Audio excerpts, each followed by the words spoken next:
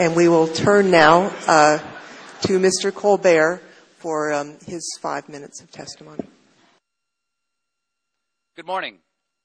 My name is Stephen Colbert, and I am an American citizen. It is an honor and a privilege to be here today. Congresswoman Lofgren asked me to share my vast experience spending one day as a migrant farm worker. I am happy to use my celebrity to draw attention to this important, complicated issue, and I certainly hope that my star power can bump this hearing all the way up to C-SPAN 1. As we've heard this morning, America's farms are presently far too dependent on immigrant labor to pick our fruits and vegetables. Now, the obvious answer is for all of us to stop eating fruits and vegetables.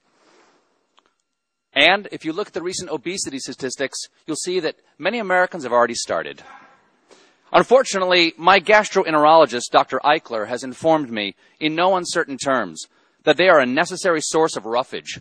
As evidence, I would like to submit a video of my colonoscopy into the congressional record. Now, we all know there is a long tradition of great nations importing foreign workers to do their farm work. After all, it was the ancient Israelites who built the first food pyramids. But this is America. I don't want a tomato picked by a Mexican. I want it picked by an American, then sliced by a Guatemalan, and served by a Venezuelan in a spa where a Chilean gives me a Brazilian. Because my great-grandfather did not travel across 4,000 miles of the Atlantic Ocean to see this country overrun by immigrants. He did it because he killed a man back in Ireland. That's the rumor. I don't know if that's true. I'd like to have that stricken from the record. So we do not want immigrants doing this labor. And I agree with Congressman King. We must secure our borders. Of course, I'm sure Arturo Rodriguez is saying, who then would pick our crops, Stephen? First of all, Arturo, don't interrupt me when I'm talking. That's rude. Second, I reject this idea that farm work is among the semi-mythical jobs that Americans won't do. Really? No Americans. I did. As part of my ongoing series, Stephen Colbert's Fallback Position, where I try other jobs and realize that mine is way better. I participated in the UFW's Take Our Jobs campaign, one of only 16 people in America to take up the challenge. Though that number may increase in the near future, as I understand, many Democrats may be looking for work come November. Now, I'll admit, I started my workday with preconceived notions of migrant labor.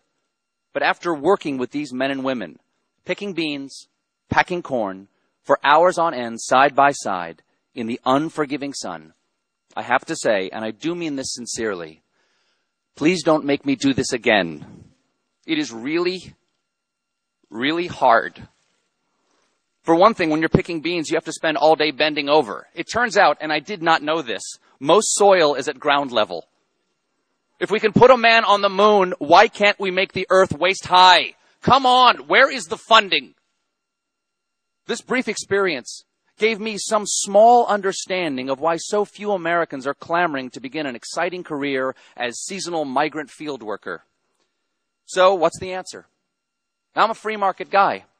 Normally, I would leave this to the invisible hand of the market, but the invisible hand of the market has already moved over 84,000 acres of production and over 22,000 farm jobs to Mexico and shut down over 1 million acres of U.S. farmland due to lack of available labor.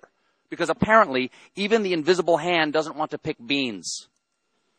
Now, I'm not a fan of the government doing anything. But I've got to ask, why isn't the government doing anything?